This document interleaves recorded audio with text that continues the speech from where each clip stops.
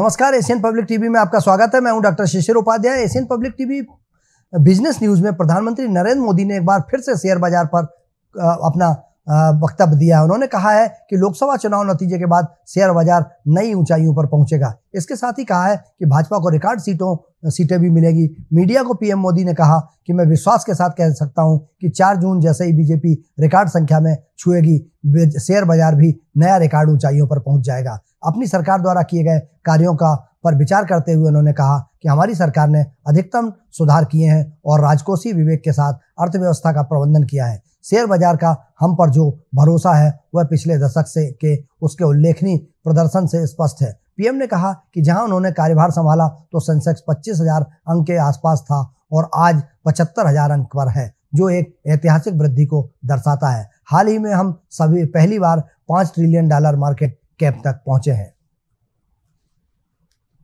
अडानी भारत के दूसरे सबसे बड़े अरबपति उद्योगपति गौतम अडानी की कंपनी फिर से अपना पांव पसारने लगी है। हिडनबर्ग रिसर्च की रिपोर्ट के बाद फिर से अब अडानी ग्रुप के शेयर पटरी पर लौट रहे हैं। इस बीच अडानी ग्रुप की कंपनी अडानी इंटरप्राइजेज ने एक्सचेंजों को की जानकारी दी है। वो क्वालिफाइड इंडस्ट्रियल प्लेसमेंट या मान्य माध्यमों के जरिए 16,600 करोड़ रुपए का जुटाएगी और उसके लिए बोर्ड की तरफ से मंजूरी भी मिल गई है। अडानी इंटरप्राइजेज ने शेयर बाजार को दी गई जानकारी में बताया है कि इस फंड को ₹1 प्रति इक्विटी शेयर की फेस वैल्यू पर जुटाएगी। कंपनी ने कहा कि 24 जून 2024 को शेयर होल्डर्स की सालाना आम बैठक होगी, जिसमें अगर शेयर होल्डर्स से मंजूरी मिल जाती है तो कंपनी फंड जुटाने की प्रक्रिया शुरू कर देगी।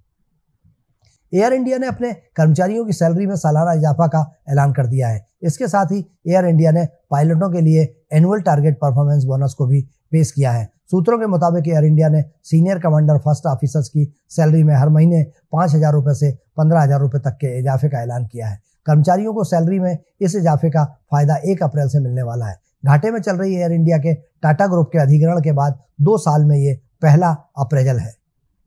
शेयर बाजार में तेजी का फायदा सेंसेक्स में शामिल टॉप 10 कंपनियों को मिला है। सेंसेक्स की 10 सबसे मूल्यवान कंपनियों में से 7 के बाजार मूल्यांकन मार्केट कैप में पिछले सप्ताह 59.40485 करोड़ रुपए का इजाफा हुआ है। सबसे अधिक लाभ भारतीय एयरटेल और आईसीआईसीआई बैंक को हुआ है। इसके चलते 2 कंपनियों के शेयरों में निवेश करने वाले निवेशकों को सबसे अधिक फायदा मिला है। रिलायंस इंडस्ट्री का बाजार पूंजीकरण 10.25 करोड़ से बढ़कर 19.85.797.70 करोड़ रुपए पर टाटा सर्विसेज का मूल्यांकन 7.507.53 करोड़ रुपए के उछाल के साथ 14.4734 करोड़ रुपए तक पहुंच गया है।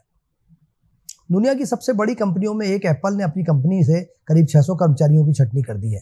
कैलिफोर्निया रोजगार विकास विभाग के फाइलिंग के अनुसार एप्पल इंक ने अपनी कार और स्मार्ट वॉच डिस्प्ले परियोजनाओं को समाप्त करने के फैसले के तहत कैलिफोर्निया में 600 से अधिक कर्मचारियों को निकाल दिया है। रिपोर्ट के अनुसार ताजी छटनी को एप्पल ने भी कंफर्म किया है। कंपनी ने छटनी का यह निर्णय कार और स्मार्ट वॉच डिस्प्ले प्रोजेक्ट को बंद करने के चलते लिया है।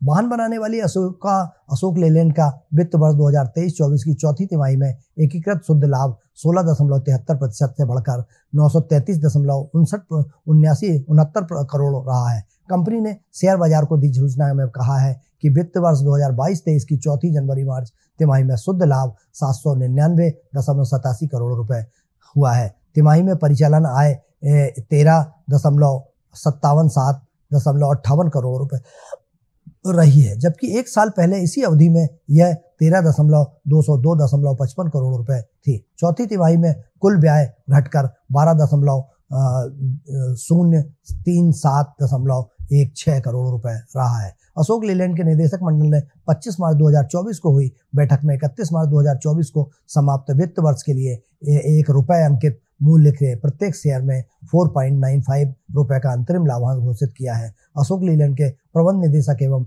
मुख्य कार्यपालन अधिकारी सेनु अग्रवाल ने कहा कि वित्त वर्ष 23-24 हमारे लिए एक मजबूत वर्ष रहा है, चाहे वह राजस्व हो या पूर्व आय का मुनाफा हो। हमने सार्वकालिक उच्च आंकड़े हासिल किए हैं। रिजर्व बैंक ऑफ इंडिया के प्राइवेट सेक्टर के 2 बड़े बैंकों के खिलाफ बड़ी कार्रवाई की गई है। आरबीआई ने यस बैंक और आईसीआईसी बैंक पर कार्रवाई करते हुए करोड़ों का जुर्माना लगाया है। बैंकिंग रेगुलेटर का कहना है कि यस बैंक और आईसीआईसीआई बैंक केंद्रीय बैंक के कई नियमों का उल्लंघन कर रहे थे। इसके चलते यस बैंक पर 91 लाख रुपए और आईसीआईसीआई बैंक पर 1 करोड़ रुपए का जुर्माना लगाया गया है।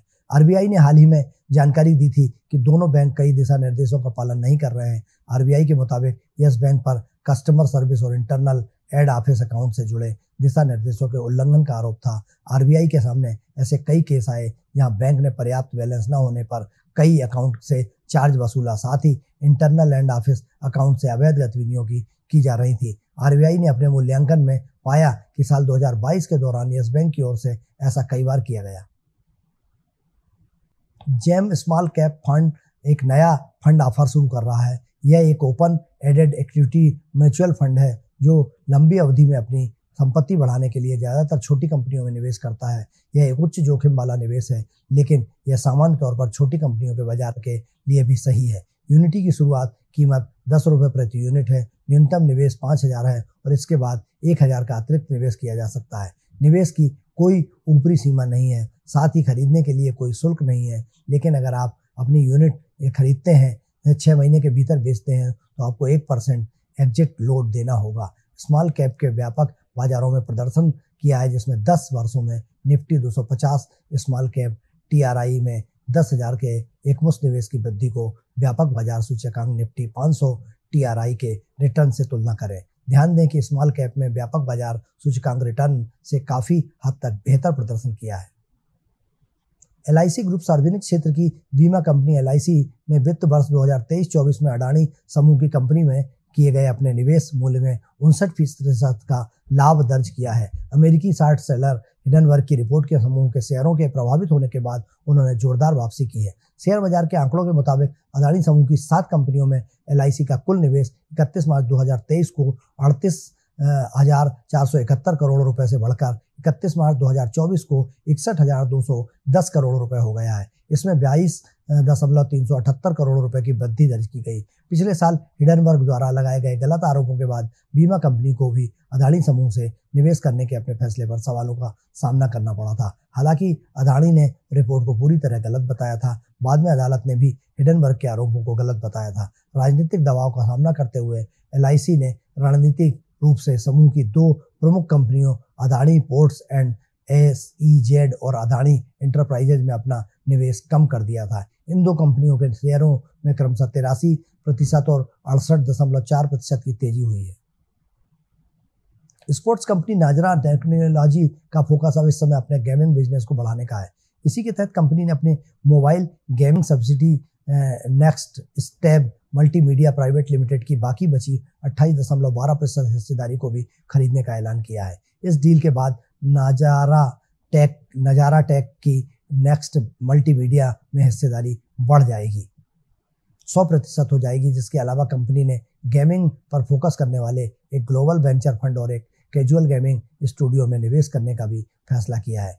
नजारा टेक्नोलॉजी ने जारी बयान में बताया कि कंपनी के गेमिंग बिजनेस को बढ़ाने के प्रयासों का हिस्सा है। गेमिंग बिजनेस पर कंपनी इसलिए फोकस कर रही है क्योंकि उसके फाउंडर नीतीश वित्तसेन का मानना है कि आने वाले समय में कंपनी की आमदनी का सबसे बड़ा सोर्स यही सेगमेंट होगा। नजारा टेक के मई 2023 में नेक्स्ट वेब के 71.88% से स्टॉक्स खरीदे थे। एशियन पब्लिक टीवी पर बिजनेस खबरों में फिलहाल इतना ही। आप बने रहिए एशियन पब्लिक टीवी पर। मुझे दीजिए इजाजत। नमस्कार।